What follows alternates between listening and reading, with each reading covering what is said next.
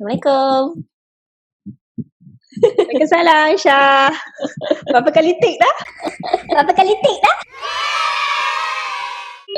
Kan waktu yang kita orang IG live tu, kita orang cakap nak share macam mana kita nak interact ataupun kita nak berkomunikasi dengan Quran. So, insyaAllah kita akan go through lah hari ni.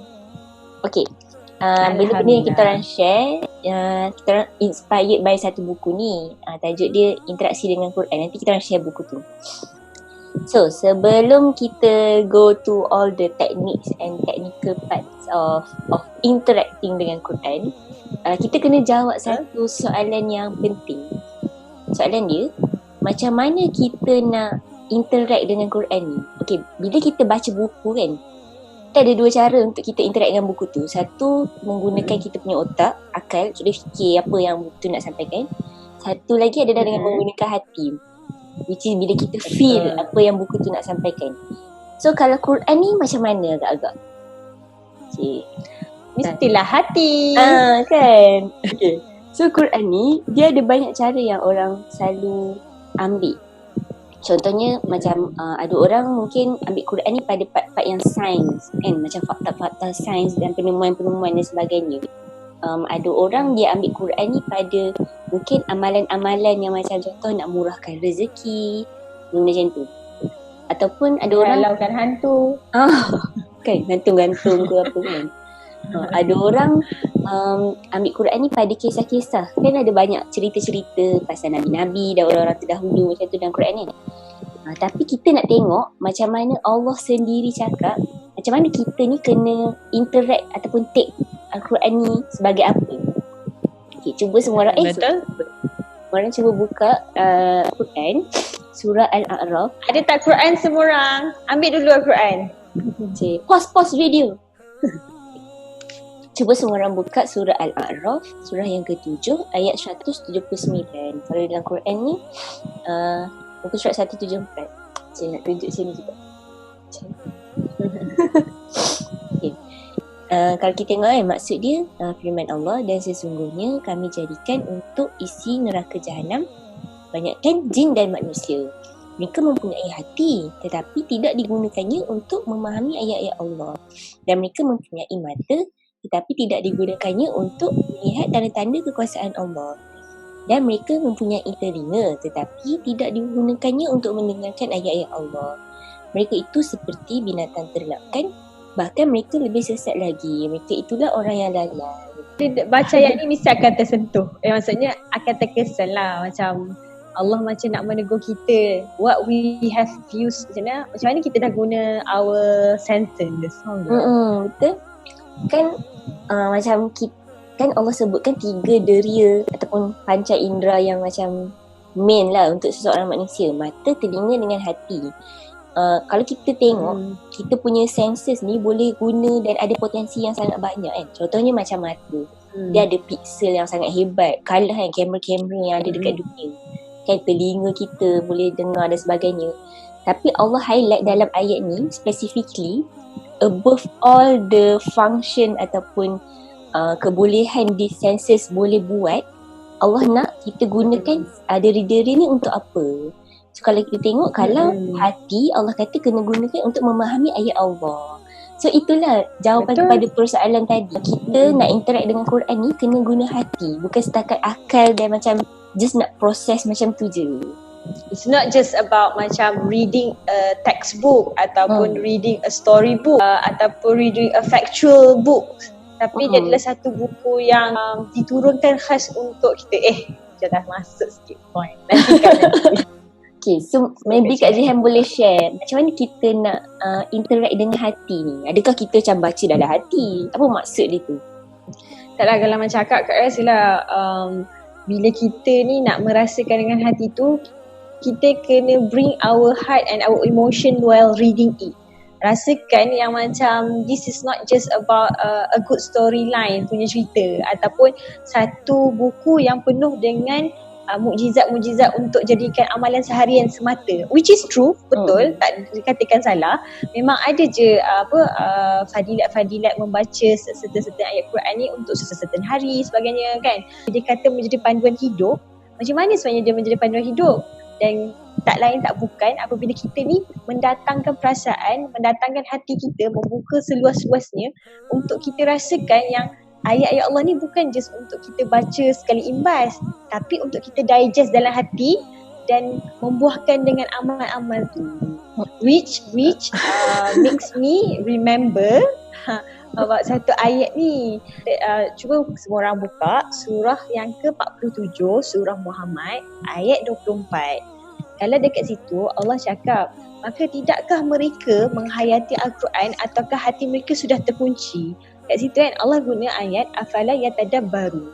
Perasan tak kalau macam Aisyah Jihan selalu akan cakap, kalau nak Al-Quran je kita ni kena baca, tilawah dan tadabbur. So kat ayat ni lah Allah cakap sebenarnya kita ni kena mentadabbur, dan bila dia kata tadabbur tu, dia menggunakan perkataan hati tu. Maksudnya nak katanya maka tidakkah mereka menghayati Al-Quran ataukah hati mereka sudah terkunci.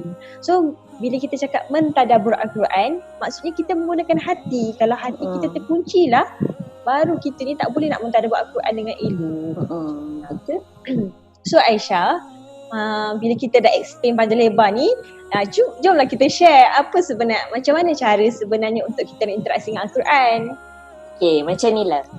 Dia secara ringkas dia, kita take Quran ni sebagai surat cinta daripada Allah. Okay, kalau walaupun yelah kan dia mungkin bukan analogi yang baik, tapi kita take it macam tu lah. Kalau kita dapat surat cinta dengan surat khabar kan, macam beza lah cara kita interact dengan surat tu, walaupun dua-duanya adalah surat, betul kan? Kalau kita baca surat cinta, kita akan put our emotions in, kita akan fokus membaca. Macam kita tak akan macam, kita mungkin akan baca dengan macam tak nak tunjuk ke orang lain, kita rasa macam ni special untuk kita, macam tu. Okay, masuk bilik, tutup kunci, baru baca seorang sebab nak penuh perasaan. Kalau tak feeling, kita mungkin akan baca lagi sekali sampai feeling. Kita semua orang buka surah Ar-Rahman, surah yang ke-55. Okay, apa yang menarik dalam surah Ar-Rahman ni, kalau kita tengok, Allah kata Ar-Rahman allamal Quran, lepas tu khalaqal insan. Allah mula dengan yang Allah yang Maha Pengasih, yang telah mengajarkan Al-Quran, dia menciptakan manusia. Dia seolah-olah Allah nak kata dalam surah Ar-Rahman ni kan, macam biasanya kita associate surah Ar-Rahman ni dengan nikmat Allah yang banyak, sifat Allah yang unconditional love. Tapi macam somehow mula-mula sekali Allah describe dia as Ar-Rahman, lepas tu Allah bagi tahu yang dia telah mengajarkan Al-Quran. So nak katanya Al-Quran ni adalah manifestasi kasih sayang dan cinta Allah pada manusia tu sebenarnya. Yang kita takkan boleh rasa pun kasih sayang Allah yang macam ultimate kasih sayang tu kalau kita tak betul-betul menghayati dan berpegang dengan Quran ni sendiri. So bila kita cakap pasal surat cinta kan, yang pertama it's about kita ni baca wholeheartedly. Yang kedua adalah bila kita rasa surat cinta tu untuk kita.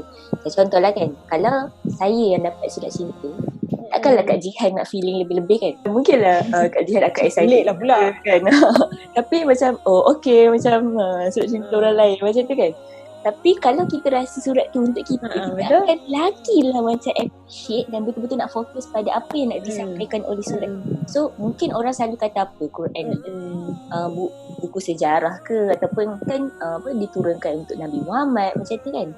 Tapi hikmahnya kenapa Allah jaga Quran tu sampai sekarang, sebab dia adalah untuk setiap manusia. Secara spesifik untuk setiap orang betul-betul berpegang dengan Quran ni. Okay, maybe Kak Zee ada nak bagi contoh macam mana kita nak tadabbur dengan hati. Sebelum tu lah macam akak rasa lah macam point bila kita rasakan Al-Quran untuk kita ni sangat best untuk kita kupas satu kisah sahabat yang mana dia betul-betul merasakan Al-Quran ni diturunkan untuk dia walaupun ayat tu menceritakan pasal orang lain. Ini memang special. Jom kita buka surah Toha ayat 20. Nak menyelit. Macam mana surah? Nak menyelit. Ni memang karakter sahabat.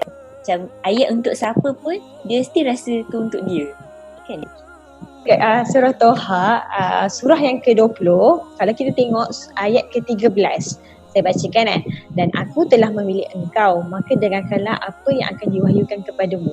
So sebenarnya kalau kita tengok ayat tu dah menceritakan yang Allah ni telah memilih engkau untuk diperdengarkan wahyu kepadanya.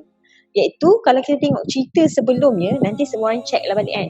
Dia mengisahkan kisah Nabi Musa yang nak pulang ke Mesir, dan untuk di pertengahan jalan Allah telah menyerunya dan memberi risalah kenabian tu, risalah menjadi rasul tu. Dan ayat 13 ni nak menyatakan lah yang Allah ni telah memilih dia. Tapi hebatlah macam mana scene Umar Al-Khattab yang mana waktu tu dia nak pergi dah pergi ke rumah Rasulullah, nak pergi bunuh Rasulullah, sebab waktu tu dia masih jahiliah lah. Lepas tu tiba-tiba ada seorang datang jumpa dia, kata kau ni nak pergi sibuk-sibuk tengok orang lain, adik kau sendiri kau tak nak tengok sebab adik dia dah masuk Islam. Lepas tu dia balik dah pergi rumah adik dia, ketuk-ketuk macam adik dia dah gelabah dah, macam abang aku yang garang nak balik, macam kenapa nak datang dengan pedang dia. Diceritakan kan waktu tu Fatimah Al-Khattab ni tengah dikatakan macam bertalaki, tengah belajar pasal ayat Quran. Waktu tu rushing lah dia dengan suami dia tu, macam kemas, buka pintu, so abang pun masuk. So apa kau buat tadi, situ kan. Lepas tu lepas scene macam tanpa menampak adik dia ternampaklah risalah Quran tu, dan dia terbaca ayat ini, di spesifik ayat yang dikata dan aku telah memilih engkau. That moment Umar macam merasakan yang Allah telah bercakap dengan aku, kenapa dia memilih aku, faham ke? Dan maka dengarkanlah apa yang akan diwahyukan. So the moment dia baca dan dia merasakan dengan hati, dia membuat macam mana Umar terus berubah dan macam apa dia nak cakap. Umar ni adalah salah satu sahabat yang boleh membaca, so dia macam boleh tahu ayat tu dengan macam tak perlu bantuan orang. So macam nak katanya bila dia baca dan dia dirasakan ayat tu untuk dia terkesan dan instantly dia rasa dia nak masuk Islam. So powerful tak bila kita rasakan ayat-ayat ni diturunkan untuk kita more than kita rasakan untuk orang-orang lain. Al-Quran ni untuk Rasulullah, so macam kita bacalah kronologi macam mana Rasulullah ni hidup selama menjadi Rasul selama 23 tahun. So benda tu macam tak best lah, sebab kita rasa macam kisah Rasulullah, bukan kisah tentang kita. Itulah aku akan rasa one of the way untuk kita cuba untuk jadi macam Umar Al-Khattab yang merasakan Al-Quran ni diturunkan untuk kita. Betul.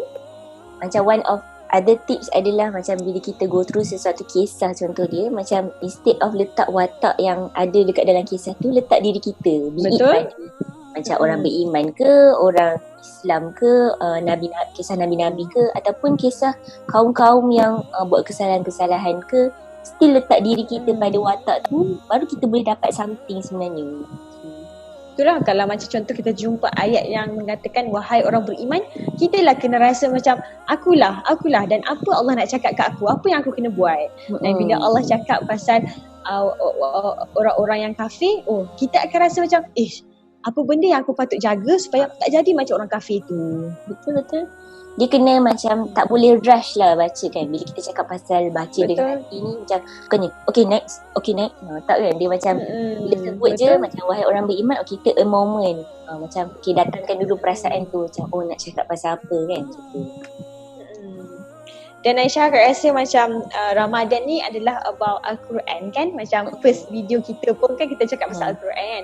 Dan rasanya ramailah orang ada aim yang sangat macam best lah, which is untuk khatam Al-Quran tu kan.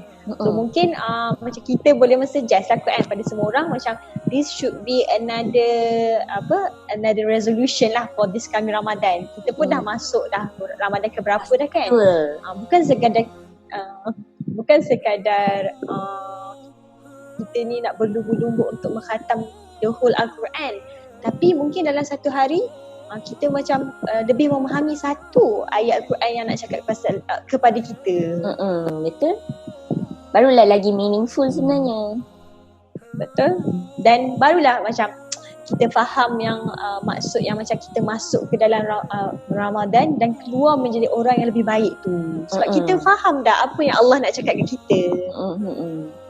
dia bukan macam salutan dekat luar kan, macam baca-baca lepas tu keluar dengan salutan Al-Quran. Tapi kita nak macam Quran tu meresap pada diri kita. Sibghatullah. InsyaAllah tu tips pertama. So pertama adalah faham dengan hati dan rasa Quran ni untuk kita. Tapi kalau korang dah try 2 tips ni, jangan lupa share dekat komen dekat bawah tu. Mungkin boleh share ayat tadabbur yang korang buat hari ni. Dan macam post lah dekat Instagram so that semua orang pun boleh dapat the benefits from your tadabbur kan. Inspire orang lain. Kita pun dapat pahala insyaAllah. InsyaAllah. Okay, so stay tuned for next tips. Bye. Assalamualaikum.